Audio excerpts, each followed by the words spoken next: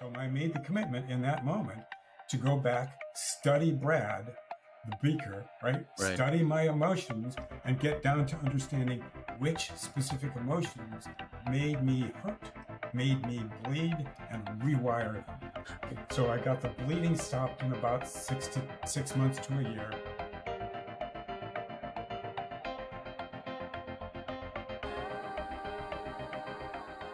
Hey, everyone. Good morning, good afternoon, and good evening, wherever you guys are at. Thank you guys so much for tuning in to another episode of Succession, where our purpose is to pay success forward to each and every one of you. My name is Christopher Fu, and I'm the host for this podcast. As a reminder, this podcast is brought to you guys by Mavenbridge Capital, which is a private wealth management company out in Orange County, California. And so for today, I'm super excited for quite a couple reasons. First reason, as you guys might notice, this is our very first video podcast of Succession. I knew that when I launched Succession, I initially wanted to have video, but I felt it would be too much for me, seeing as, well, first of all, I've never launched a podcast. And so I just felt it would be a little bit too much as an undertaking, and I had no idea what to expect. But now having a couple episodes under the belt, I feel a little bit more confident. So decided that I'm going to start incorporating video, and I feel that it's going to be just an amazing medium for you guys to really feel even more so the conversations that I have with my guest and what we're trying to promote and help with every one of you as our listeners. But additionally, the reason why I'm excited is that because of my guest, who I have right next to me in video, Mr. Brad Smith.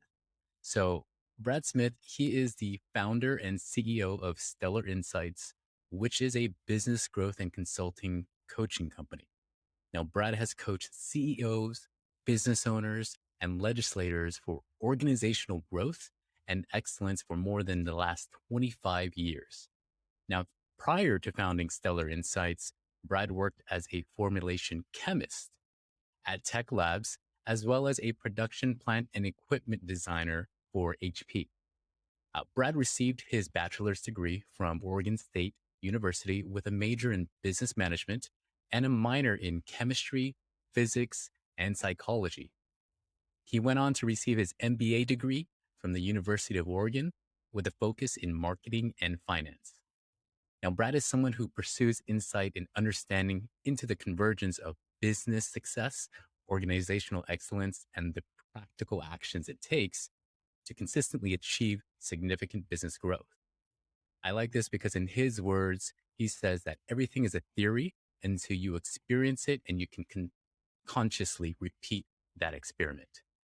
His passion is working with ambitious, curious CEOs, business owners, and their teams who are committed to their company, to the excellence, and to their growth. With that, it is my pleasure to introduce you guys to my guest, Mr. Brad Smith. Thank you so much, Brad, for being on the show today. I'm excited to be here. And the way you read that out, it's like, oh, okay, I know that guy. But that sounds pretty amazing. So. Well, I mean, it is just an amazing, resume that you have, and this show, of course, is all about how can we help people who are trying to find success, and I just got excited to have you on the show because that's your wheelhouse. That's exactly what you do for business owners and CEOs and helping them reach new levels that they never thought they were capable of doing. The way I describe it is I'm a compulsive teacher. If I know how to do something and I see that somebody needs a few words from me, my commitment to myself is to open my mouth and help them go that. Yeah. Right. So 1/2 inch, right? 6 miles, doesn't matter. My goal is to help them grow. And I'm of the opinion that, as I've kind of watched life, if you would, life is about learning, period. There's nothing in your life, doesn't matter how fun it is, how horrific it is, it's about learning. So, yeah. I mean, I couldn't agree more. The older that I found myself getting, I didn't really enjoy school as much as a young kid. I don't know Not a lot do, right? We like to go play and go to the playground and hang out with friends, but I find that the older I get, I just love learning. And to your point, I think that's really what life is about is learning and seeing how can we learn as a people and as a community and help each other and make the world a better place. And that all stems from learning. Well, there's 7 billion of us on this planet. Yeah. And if each one of us learns the very best we can, but I describe learners as three styles. There's the forward leaners, right? Those are people like me who we're learn constantly. There's the people that just kind of go, right? Hmm. And there's a Socrates quote I'll give you in a second. And there's the people that are deeply resistant and they learn really one brick wall at a time. So Socrates has this quote that I love. He said, smart people learn from everyone and everything, Yeah. right? Yeah. Ordinary people learn from their experiences, and stupid people already have the answers, I love that.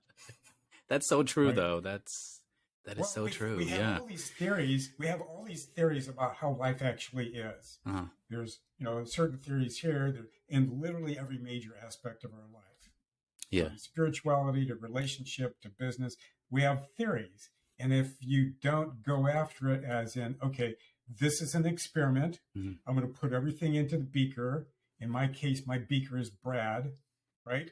And I put stuff in and I see what happens when I change it. One aspect at a time. So I was a chemist, right? I still, to some extent, am. And so you learn how to put things in a beaker and study the environment that beaker is in, the circumstances that it's in, what's in the beaker, and then how you treat what's in the beaker. And if you go through it step by step by step, you will find that if you alter one parameter at a time only, and then watch for the results, you'll get to know what that one specific input will do for you. I love how you just took that metaphor of the chemistry, and I think it mends so well with what you do. That was one of the things I want to ask. You were a chemist, for several years. What led you to make that change from chemist, and it seems like that was something that you loved and enjoyed, into creating Stellar Insight and doing business coaching now? Okay, so there's history behind that. Grow, okay, two or three things. My first hero was my dad. He was he had a bachelor's in chemical engineering and a PhD in biochemistry. Wow. And we have a protein delivery industry right now. And he went to Mead Johnson in Evansville, Indiana, when I was five and a half, I think, to invent that industry. Wow. His first product out was the liquid diet drink Metrocal in 1959, and the second one was protein delivery for athletes called Nutriment. Oh, okay. And so he did that. Oh, wow. Right? That was the household I grew up in. When we moved to Corvallis, Oregon, I watched him be involved in or start up 34 different companies as I was growing up. Every one of those stories would come through the house. 30 of them he managed to kill because he wasn't a business guy. He was a product guy, right? But I got to learn from that. I got within one term of a degree in biochemistry. That's the minor, right? Mm-hmm. 90 hours of minors. That's ridiculous, Brad. But so there's the business, and I was driven to learn. So when I went back and finished my bachelor's degree in business management and then my MBA, what I did then was I had the tools. Well, I got remarried, first marriage, second marriage. My second wife brought me an article about a woman who had gone through Coach University and said, Brad, you need to call these people. You're already doing this. That's when I was doing formulation consulting and design. Okay. You need to call them so you can get paid what you're worth.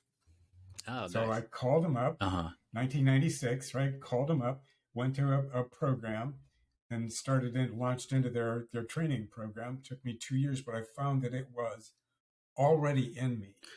I listened to people really well. So listening and guiding people. I've had a few teachers along the way that guided me, but I'm like Socrates. I listened and learn from everything and everyone. Literally watching people walk down the street Yeah. is I learn from them. Yeah. Yeah. I agree. I love doing that. I actually love people watching and just kind of Yeah, seeing, if I can guess, what they do, what their life they're currently going through, what they're thinking. I think it's fun. It's a fun art to try and to do. there is a level in intuition that will, if you practice it, let you with that skill, like watching people. You watch people. I've gotten to the place now because we know others, we can read others from ourselves. Mhm. If you know your own heart and you know your own emotions, you can look at someone and read their entire character. Can you like expand upon that, like as far as how you've learned that over the years? Because that's very interesting, and I think that's to your point. It's You a look inward. kinesthetic. Yeah. Okay, so I'm a 26-year meditator. I did Kabbalah for a dozen years. I led a class that I called Enlightenment Training, and my goal in that was to teach people how to, bear with me, be able to talk with people on the other side of the veil. Okay. That was my structure, my given, right? But out of that, what I've gotten is opening up of my intuitive mind, and I was an analytical chemist, formulation chemist, and I'm in the middle of my lab, and I'm going about 6 months into the process. I'm going, oh my gosh, I can hold 6 times as much information in my brain and do the correlation that I couldn't do 6 months ago. Huh. And so it's like that. So when I look at someone, I get a kinesthetic. So intuition is direct knowing. Yeah. That's the definition, right? You're So right. I get a kinesthetic, direct knowing of what their character is. And it breaks down because I trained my analytical mind to work with my intuitive mind and be able to look at someone, break down their character, look at the issues they have, look at the good things they have, look at their strengths and their weaknesses, and then guide them, if I'm coaching them, guide them to how to restructure their character. We think character is this set thing in stone. Right. Not. Completely morphable. Yeah. Yeah, I agree. So, Completely can be changed, with the right tools, the right mentors, the right people surrounding you. Can well, really it change takes things. commitment. Yeah. What are you committed to? Step one, learn how to do commitment. What are you committed to that's worth everything in your life? And then you focus on that and you drive yourself to, I wanted to become, bear with me, I wanted to become more honest. Yeah. Honest. Look inside and be brutally honest with myself and say, okay, where are you screwing up, Brad? Look at the patterns in my life. Where are things working for me? Where are they not working for me? How am I the cause? I love that, how you share the being honest with yourself, because I think we don't do that enough, right? We kind of look at the external environments and see what's the cause of me not succeeding, or, being able to achieve something. Oh, I was born into this, things like that.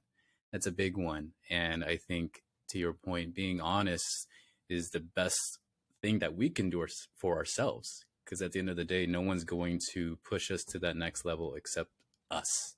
You can have a bunch of people, right, telling you what to do, but unless you believe it, it's not going to happen. So I'm sure that's what you tell all of the CEOs and business owners that you help, that maybe are doubting maybe things in their business, or they can't accomplish certain levels they felt that they reached their ceiling. How do you help them overcome that? I'm sure you bring a lot of what you just said into your coaching and what you do. So my first guru, I will give him that, was a gentleman in second grade. He was a second grader also. He was the youngest of a family of 5 boys. Uh-huh. He was the second grade bully. Oh. Afternoon recess, I'm outside. It's warm because it's like May. He walks up to me, puts his fist into my abdomen, Oh. right into my solar plexus, and I stop breathing. And he looks deeply into my eyes and he says, "Do you know what your initials stand for?" And then he walks off. And 3.5 minutes later, after I'd walked back into my homeroom, sat down on my chair, put my head down, I got my first real breath in 3.5 minutes. It occurred to me, did he mean bullshit? Yeah. And so I've done my very best to live up to that and never take myself too seriously, but always be alert and aware. Yeah. Wow. That's crazy how you turned. Well, I mean, you call him a guru. I find that interesting. He was your Well, bully. he was. He kind of opened things up for you. Yeah, he opened me up, right? But it's like my whole character is built around learning. Yeah. It's like if this is a situation that I don't like, and I've had some horrible ones, right? At age 18, this is a short story, I'll make it short. 18, fall term freshman year at Oregon State, I developed an ulcerated colon, bleeding ulcerated colon. Wow. A lot of pain, really bad. When I got to the doctor, this was my second major guru other than my dad, right? The doctor said to me, "Gee, Brad," this is the quote, "Gee, Brad, if you'd have waited 6 weeks to come see me, you'd have bled to death." Jeez. So he had an 18-year-old on his hands. He had my full attention. Then he said, "You'll never eat strawberries, corn, or lettuce, or anything with roughage ever again in your life." My 18-year-old brain said, "Fat chance, buddy, that ain't happening." Yeah. And then he said, which turned me, "You have a psychosomatic disease. Your emotions affect the severity of your symptoms." Well, I knew what psychosomatic meant, and it meant that my emotions were causing my disease, and that if my emotions were causing it, I could go back and understand them. So I made the commitment in that moment to go back, study Brad, the beaker, right? Study my emotions and get down to understanding which specific emotions made me hurt, made me bleed, and rewire them. So I got the bleeding stopped in about 6 months to a year. I got the pain down to intermittent in about 3 to 5 years. And then I went back into a specific memory that I had at about 15 months old. Mm-hmm. No, not that. At about 12 months old, went back into that memory of my first spanking and rewired it from an adult perspective with the help of hypnosis. Wow. And with hypnosis, once I rewired that, and I was about 46 when I did that, went back 47, I rewired that. Within a year, all my symptoms were gone permanently. That's amazing. That's fascinating. So that's not even something your doctor at 18 told you to do. He said you can't eat strawberries, you can't eat these type of things in order to try to heal. But you said, no, I'm going to still want to eat strawberries and everything else that you told me I couldn't. How did you? What I did was I made the decision. I made a full-on level 10 commitment. I will conquer this, period. How did you know to do that? I mean, at 18? I didn't. That's why the psychology minor. Okay. So that really helped. Right? But I was drawn to that, and it gave me the tools to finally. I remember sitting in psych class in my sophomore year or junior year and going, "Oh my God, that's the answer." I mean, that's courageous just even to think outside the box. Like you said, you had the background with the psychology major and in chemistry to maybe see, okay, I'll experiment. Cause and effect. Right. For your listeners, if there is a cause in your life, take full responsibility, 100% responsibility, and accept the fact that somehow you either need that as a learning or you need to wake up, right? And then be responsible and change the causes that you're creating. Yeah. Right? We have a great universe that we live in. It gives us the things we need. There's a song about it. You may not get what you want, but you will get what you need. Yeah. Right? Yeah. I think that's so powerful. It is. There we go. That is so powerful. It's basically it's in your opportunity, your hands to make the change. And then sometimes I want everybody in the world to be at minimum a millionaire, self-made, because by becoming a self-made millionaire, You've validated your self-worth to yourself, 100%. 100% can't right? disagree with that. And Yeah. so make the commitment full on. And when you wake up, yeah, you can cut yourself some slack for a little bit of time, right? Okay, today I'm going to cut myself slack for 45 Mm-hmm. minutes and then I'm back Mm-hmm. in it, Mm-hmm. right? I do take Yeah. naps. You need that. You can't just go work all day and not take those naps. How are you going to keep going? So as far as going back to your business, Stellar Insights, are there particular companies that you assist, or certain areas like healthcare companies or anything like that, or is it just more broad based businesses? It, it, it's business to Okay. business, okay? Not business to consumer. I've had a few of those, but I do better with the business to business because that's kind of what I was raised up Yeah. in. I think better that way. But if they're ambitious and curious and kind, I've added that last one recently, right? I have to Right. like them, Yeah. right? Yeah. Right. I get paid three ways. Our interactions, Okay. right? They have to be fun. Um, I do get paid financially, and also they pay me with their success Yeah. because that's my meaning. It's like my meaning. The reason that I do this is everyone I touch is significantly a different human being and better when we finish our work. I love that. I mean, it sounds like just the ultimate driver for what you do. All the financial obviously is just the result of that passion that you have. It's a symptom. Yeah, it's a great it's a great symptom to have, to be honest with you. Now, I guess there's I'm sure there's a lot of business coaches out there, right? It's a very popular profession to be in. Why would someone want to work with Brad Smith? Why should they work with you? What would you say is your outlier? What makes you different? Because I understand Mm-hmm. them. In the first hour I talk to someone, and the first hour is always free, right? First hour I talk to someone, I help them and I understand their business, their personal character, the character of their business, and every one of the gaps they have in their business, Okay.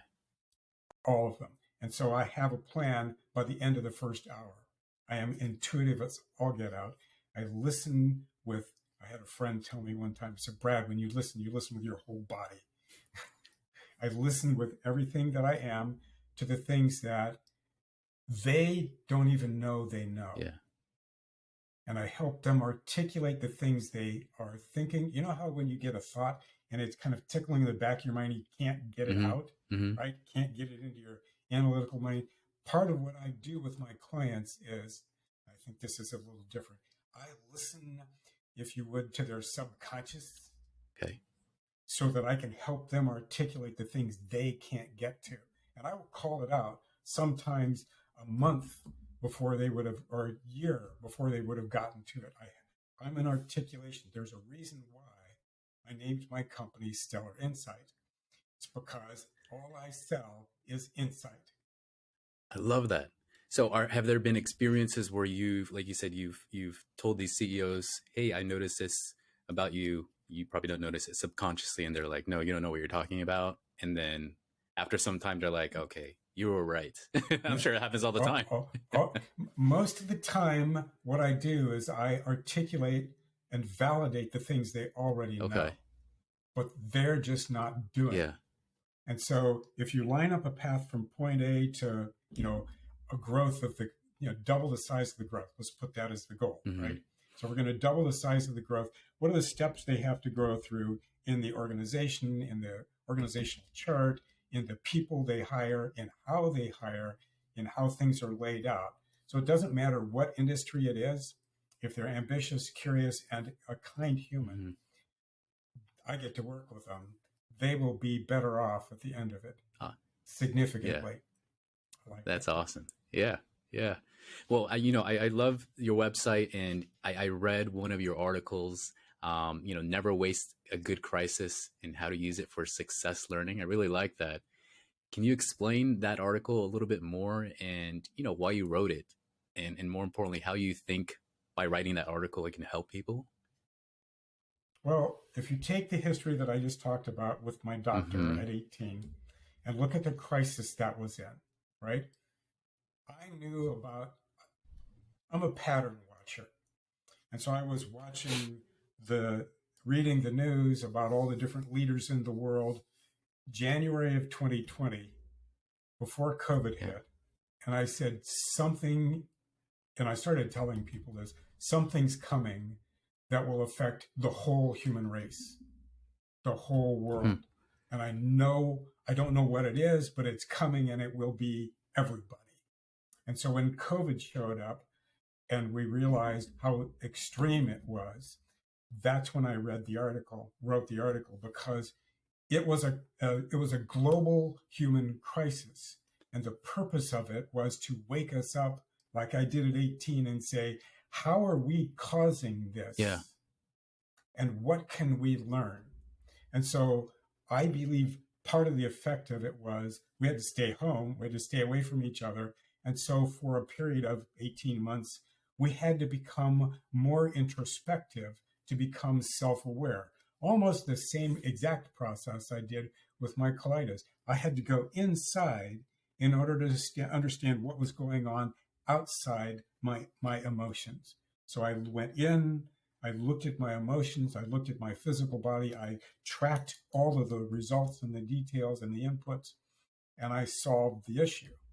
And now, how did you said you had this, feeling, in you that Epiphany. something was going to happen worldwide and change things.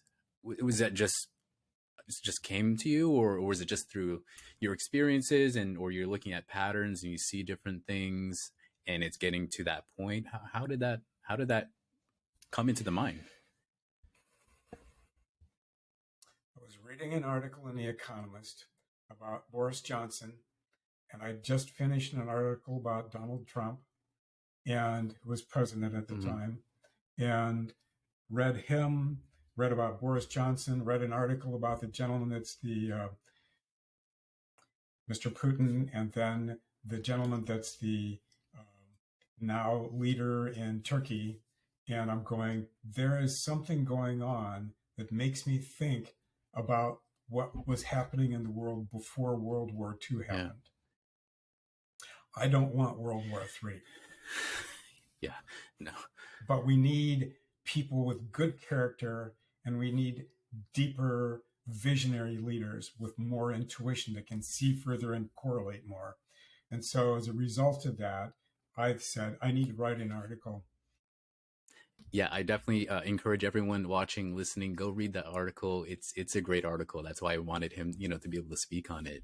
Now, just expanding kind of on what you had talked about, with COVID, hoping that people can turn inward and hopefully that brings more positivity right into the world. Do you see that happening at all right now? I see some people who are willing to grow. Mm-hmm. Let's take the third part at the top, right? Mm-hmm. Socrates group. Those people are willing to learn and get better. Yeah. So what we're after in this, those people are already doing that. What I'm after with this is to have the middle third that are willing, from their experiences, have them wake up and look inside and say, these are the patterns in my life. If I'm responsible and the cause, then I can have a significant difference in my life and the people I care about. Yeah. What do you think? My problem is I care about the whole human race. So I mean, it's a beautiful problem to have, and um, I mean, for that third that you're talking about, what do you think could be the catalyst to finally move them to the next hump and say, yeah, I've seen all the patterns. I don't know the unknown, but I'm willing now to take that jump. And that's really why I wanted to create this, because I feel the same way. I feel there's a lot of people who are right there and just for whatever reason, right? Life, the surroundings, they just don't have the confidence to take that leap on themselves after really turning inward. And maybe they haven't yet. make the commitment to learn what's important to you. What's the meaning of your Yeah. life? Yep. What's the purpose of your life? Right? What when we have a business, one of the things we do, sometimes we don't articulate it, but we have a meaning that we're creating. I create more revenue, but I actually create better lives for literally everybody in that business. Yeah. Because from the top person down, the whole character of the company changes. That's my goal. My goal is, another way to say that is, the largest nerve on the human body, at least in the United States, in the Western culture, is the wallet nerve. And so if I help them soothe their wallet nerve to where there's no, inflammation in the wallet nerve, what I'm doing is I'm helping their whole life from the wallet out. That's a short way to say By it. wallet nerve, sorry, what do you mean by wallet nerve? Meaning that In to other pay words, for services? how sensitized we are to how much money I have. Got it. And am I struggling with money, or am I got all the money I need and I'm just a complete jerk? Yeah. It's like, Right. Exactly. Okay. There's cures for that too. Oh, yeah, there is. So wake up and make the decision. You're going to learn about what you can do to make your life better. And everybody can. There are no victims. There are no victims, no matter how horrific it is. There are no victims if you choose to learn from the experience. Well said. I mean, I love that you said there are no victims, and I think people who don't choose, again, to look inwards, they look at themselves as victims. But if we decide to look inwards and decide to see how can we change, like you said, there's no victim. We're just going to take it forward. If you stand back and look at all the circumstances in life, and you realize that if you live from the outside in, you're at the mercy of everybody. But if you live from the inside out, no one can conquer you. Yeah, that's amazing. Now, again, I love everything that you're saying and what you do. I'm sure it comes with some bit of struggle in your business, in your industry, right? Being a business coach, helping high-level executives. What would you say is, if for someone who maybe wants to venture in your pathway, right? What are some of the difficulties that you've, had to overcome, and how did you kind of confront that head on? I'm still confronting, right? Yeah. Every day, right? Every day of a business owner. That's how life is. Well, okay. So if you want to get into coaching, I can't lead people anywhere I haven't been. Okay. Yeah. You're the pioneer. So if you're going to be a coach, you've got to be a pioneer in your own life. Wake up, smell the roses, right? Choose to be the pioneer in your own life and learn like mad. And then you can share what you know for a fact is true. Once you've boiled water in a pan, you can teach everybody in the world to boil water in a pan, right? So same thing. Gain experience, put yourself out there, vulnerability. Right. Vulnerability. And the other thing is, don't be hidden. Don't be hidden. I realized about 4 years ago, I'd been hiding out for 21 years. So it's like, okay, fine. I'm going to wake up. I'm going to start being. So that's why I reached out to you, and Chris, and so that I could do this. Yeah. Well, don't be obscure. Well, I'm so glad that you did, and I think that's a beautiful thing to share and say, because I think everyone, when meeting someone for the first time, or relationships, I think today we just all want authenticity, and desperately, and I think with everything that surrounds us, especially social media, someone wants to be a friend, I'm always hesitant, like, what are their intentions, and it's so sad that we think that way nowadays, because I generally, want to be authentic to people and hope that the same can be reciprocated as well. And I think that's all what we're looking for. Starting with Steve Johnson, of course, the guy that my second grade guru, maybe that's his name, right? Starting with that as a thought, if you always show up authentic, when you wake up, when you go to sleep, and every interaction in between, if you're always truthful with yourself and truthful with the people in front of you, right, that you interact with, you'll never be outside of authentic. sometimes I know things about people that I can't tell them yet. Yeah. Okay. Silence is better than truth that's painful. Painful is okay. I'm willing to be someone's brick Yeah. wall, right?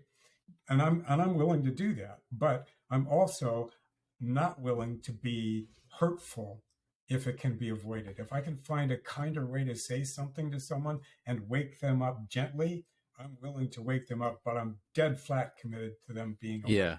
Yeah. Do whatever it takes to, because you know that at the end that's going to benefit them and help them by Right. helping them be awake. It's amazing. So right now we're coming out of COVID, and usually with recessions, things like this, we see a lot of businesses starting up, and I see, like in my generation, the millennial generation, where we're moving towards more of a self-ownership, entrepreneurship, and wanting to be business owners versus, say, employees, or at least that's what I'm noticing. For early stage business owners, what kind of advice do you think you could give them? Impart wisdom. I'm sure it's like keep going. Don't stop. Don't let the brick wall hit It you. it right. Well, no, you hit a brick wall. Think of it this way. If you want to be a success, think of when you were learning how to walk. Do you know anybody on the face of the planet who quit learning how to walk because they were too lazy or it was too hard? No Mm-hmm. one. Now, if they're physically capable to walk, all humans walk. And the reason why is everybody around them is an example, Mm-hmm. right? Mm-hmm. So if you're in business, keep in it. I am currently listening to a book called The 10X Rule. And I didn't like the first part of it, but I dead flat agree with everything. He said, if you want it bad enough, you can get Yeah. it. But you've got to want it. He doesn't use the word committed very often, but if you're committed to it deeply enough, you will wind up being successful beyond the level that you think you can achieve. That's what I do with my clients. I will listen to them. I have a story. I went to dinner with a group of executives that I was taking through a 2-day retreat about how to kind of map out the future for their business, their strategic Mm-hmm. plan. And in the middle of the conversation at dinner, I heard them talk about, well, we have this many opportunities show up. And I said, and you're taking this many? So they had been getting an average of 2 new clients a month Okay. for the last 10 Okay. years. And they opened up the possibility that they had somewhere between 700 and 1,000 opportunities a month. Wow.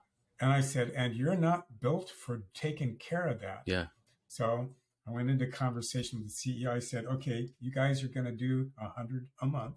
That's your target, 100 new clients a month, Mm-hmm. right? When I left them, they'd gone from 2 new clients a month to 54 new clients a month on a consistent basis, month after month after month, build up, build up, build up, build up. We had to redesign the whole company, Wow. put new people in Yeah. place, everything. Yeah. But it's like they just said, guys, there's a gap right there. I'm gonna put a finger on that and hold it still so you can see what it actually is. That's the possibility. They hadn't even considered that they could grow 27 times faster than they were growing. Yeah. Yeah. And we proved it. Yeah. I think that's so powerful, especially for business owners, to feel if you reach that cap, reach out to someone like you to see what the possibilities are, because you help us think outside of the box, because I think oftentimes we're so busy working in the business that we don't work on the business, right? And so I think as a business coach, those are things that you guys do for a lot of business owners. I just realized what I need to do is, if you've got a lot of entrepreneurs, they normally can't afford me. I'm not cheap because I'm very expensive. Yeah. I mean, very effective, Yeah. right? But maybe I ought to put together a group of your listeners and take them through, because they've all got pretty much the same things going Mm-hmm. on. I could help them through that. That would be fun. That would be a great great thing to set up.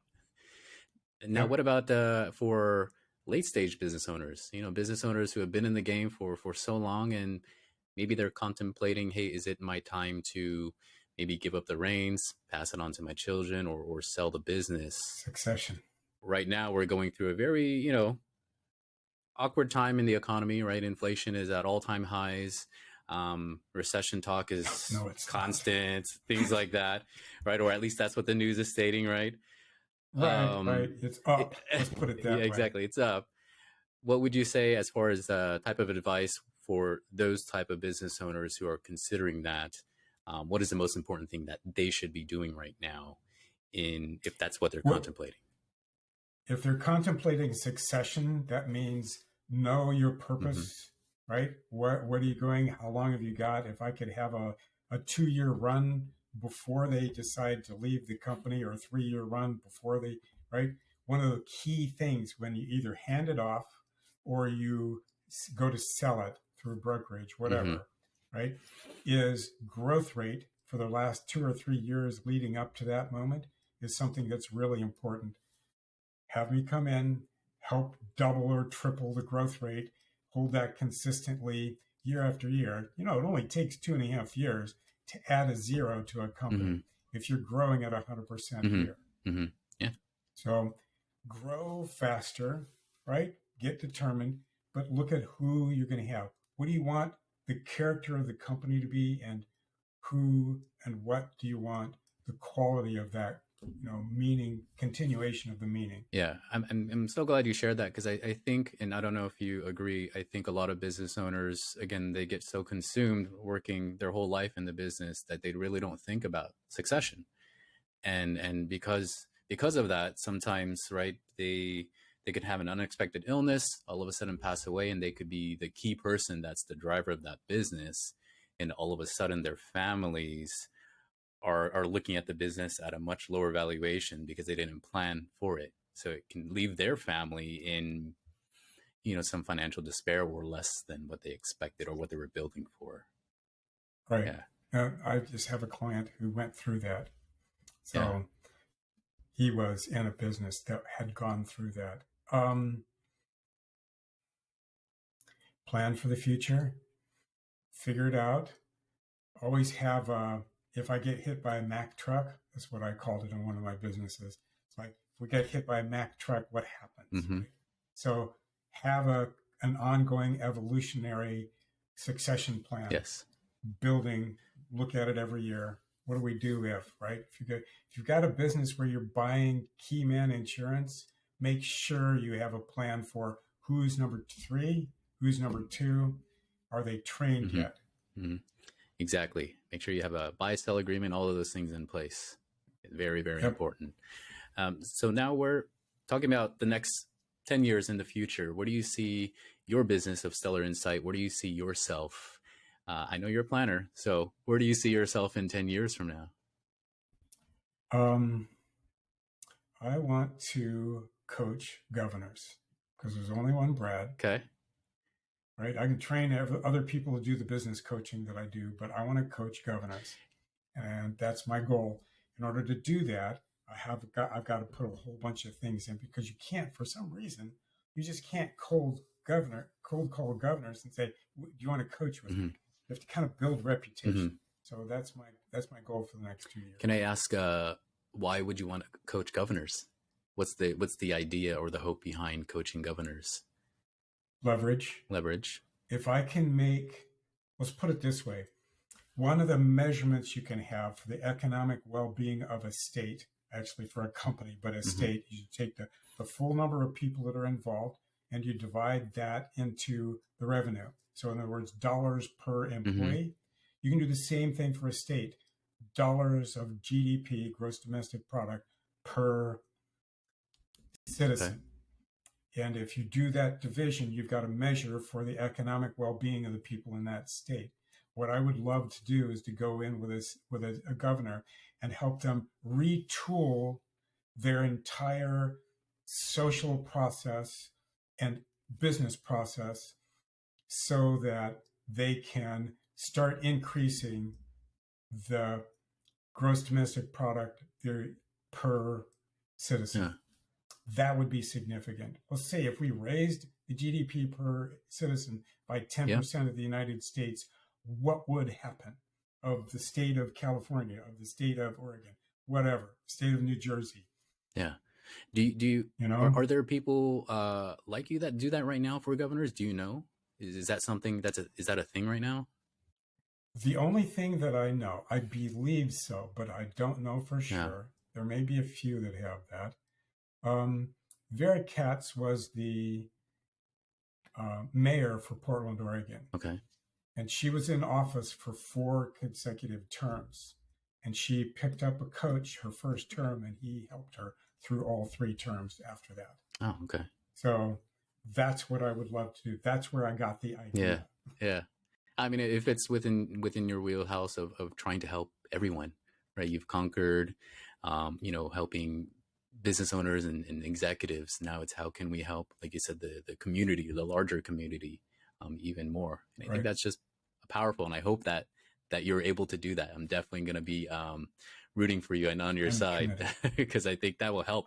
I'm Yeah, committed. yeah. I think overall that will help. I just in everyone, like you said, increase every citizen's GDP, whether that be through helping them financially, through learning, like you said, education and wanting to learn. I personally feel, and I thought about it this morning, if we had growing up more education around financial literacy, um, then maybe we might be in an even better place than we are today as an economy. But I'm so happy now that at least most elementary schools, and I know in Florida, the governor there, I think he just signed something that said that they're going to make it mandatory to teach financial literacy in school. And I think that's very promising for this next generation coming up because I think that could have helped a lot of people who, you read articles right now where there's people that don't have enough in savings, for an emergency if that were to happen. And that's just so scary to think about. How are they going to survive? And so I think Planning. with your plan of trying to help the people in higher office, how can we do that? I think that's going to be just even more powerful and more beneficial for everyone.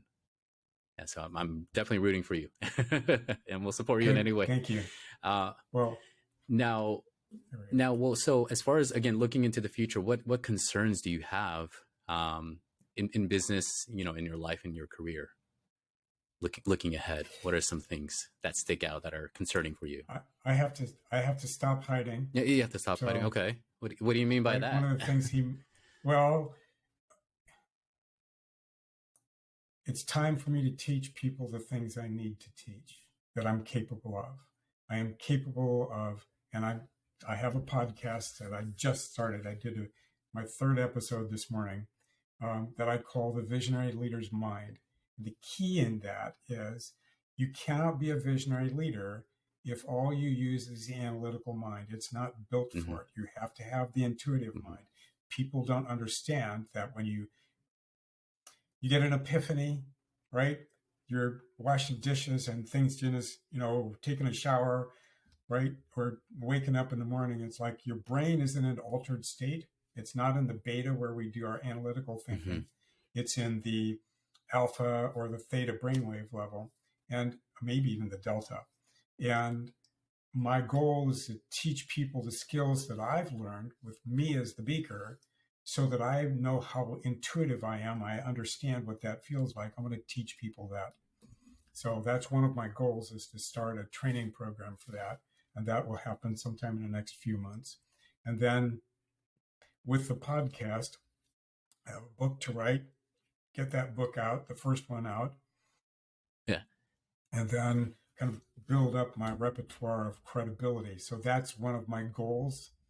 Um, and then concerns. I don't have concerns. I have ambitions. there you go. I think that's a good way of looking at it, right? Concerns might cause anxiety, but ambitions can help overcome some of that.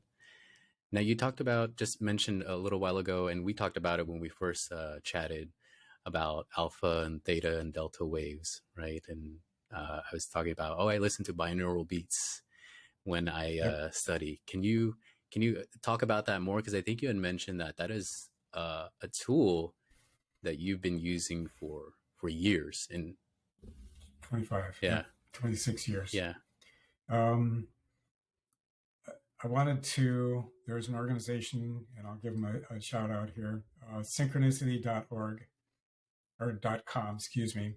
The Synchronicity Foundation, they have a meditation process that uses binaural beat. You put earphones in, it puts in one sound here, puts in a slightly different frequency here, and you get in the middle.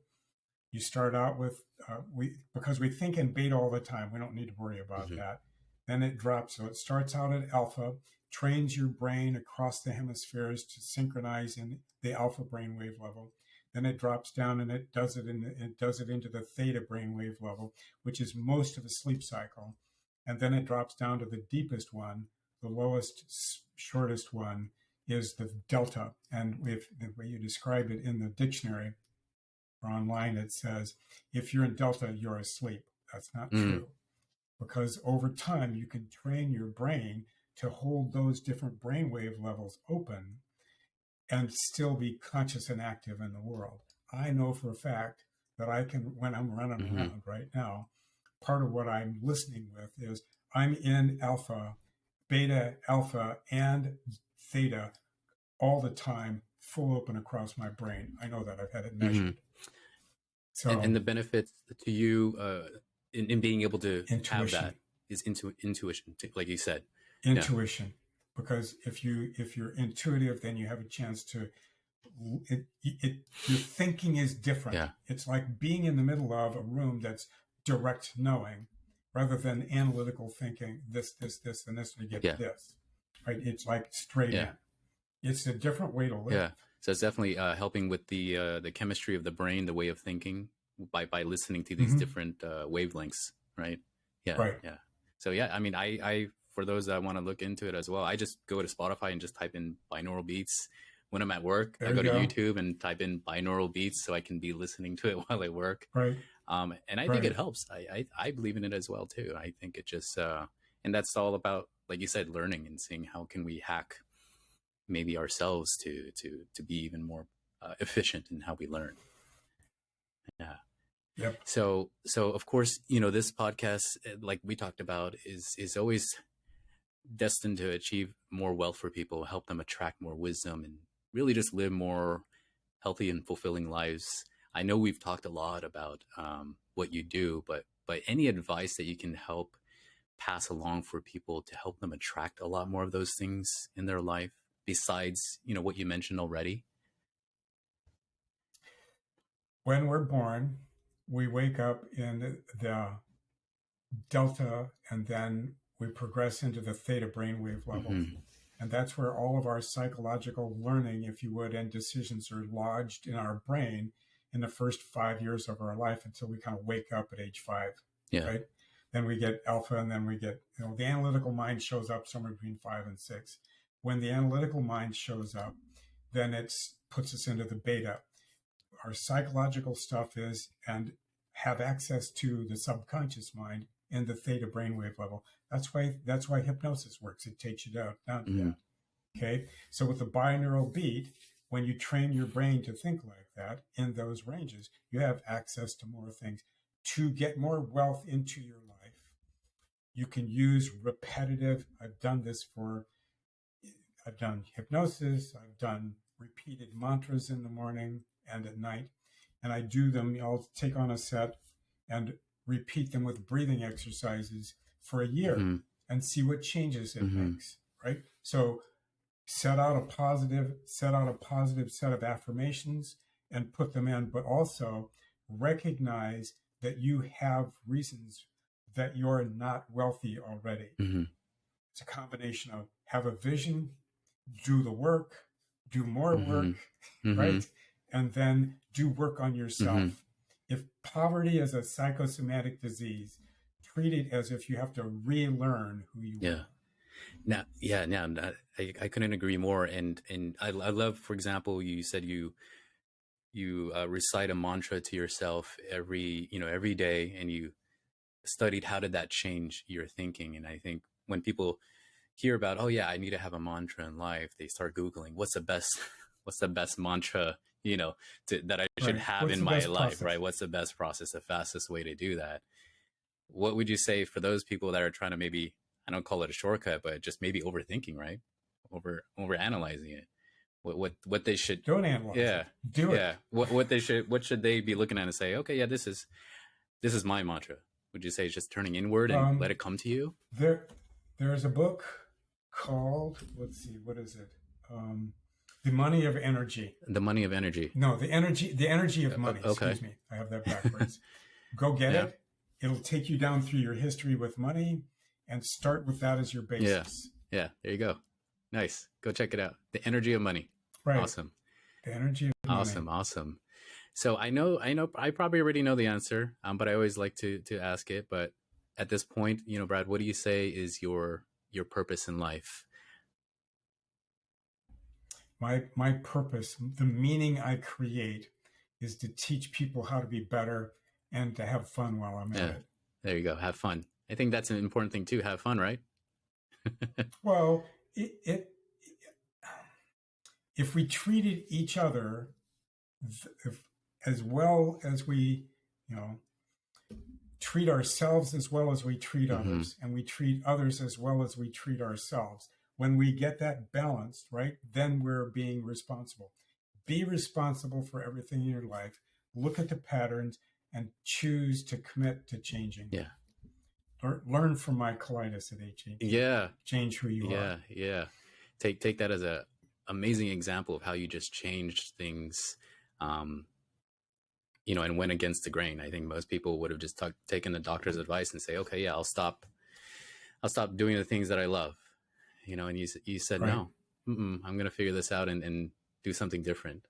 So cause and effect. I think that's a great mentality and a great trait to keep practicing.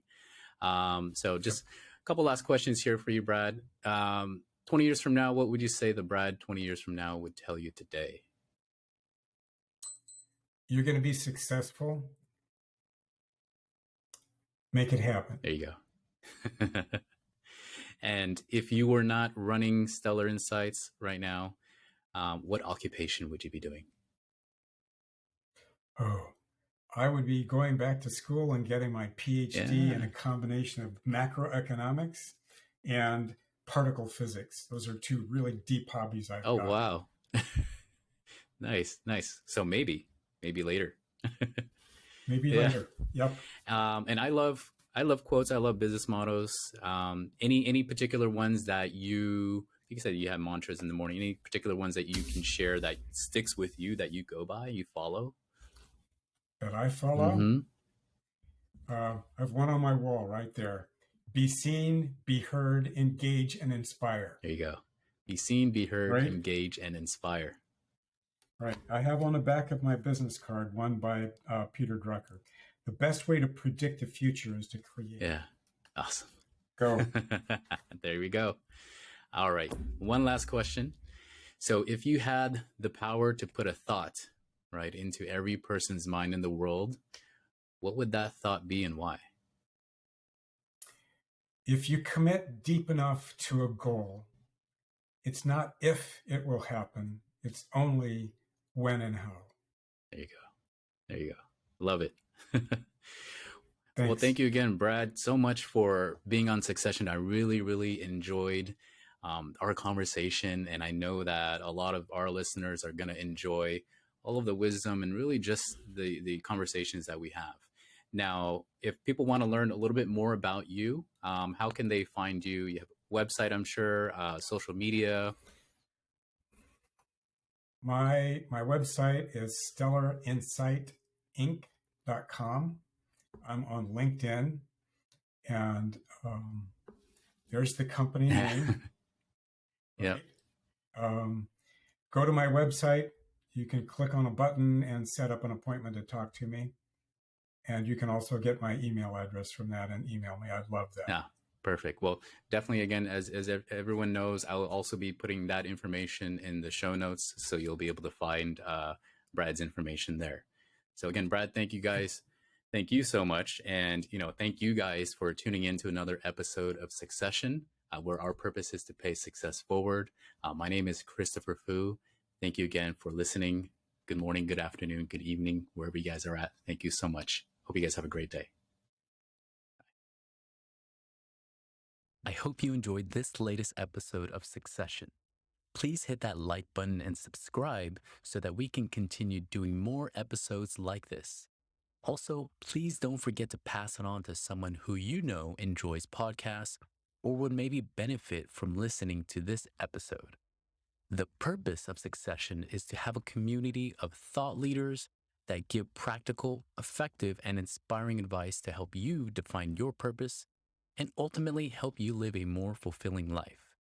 At my company, Mavenbridge Capital, we take pride in being fiduciaries and are dedicated to serving all of our clients in all aspects of their financial life.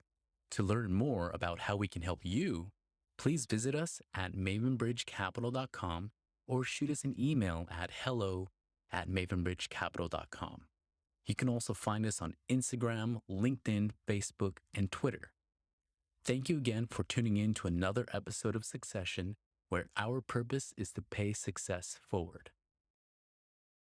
Securities offered through Kestra Investment Services, LLC, member FINRA, SIPC. Investment advisory services offered through Kestra Private Wealth Services, LLC. An affiliate of Kestra is Mavenbridge Capital and Kestra Investment Services are not affiliated. Kestra is and Kestras do not provide tax or legal advice. The opinions expressed in this commentary are those of the author and may not necessarily reflect those held by Kestra Investment Services, LLC or Kestra Advisory Services, LLC. This is for general information only and is not intended to provide specific investment advice or recommendations for any individual. It is suggested that you consult your financial professional, attorney, or tax advisor with regard to your individual situation. Comments concerning the past performance are not intended to be forward-looking and should not be viewed as an indication of future results.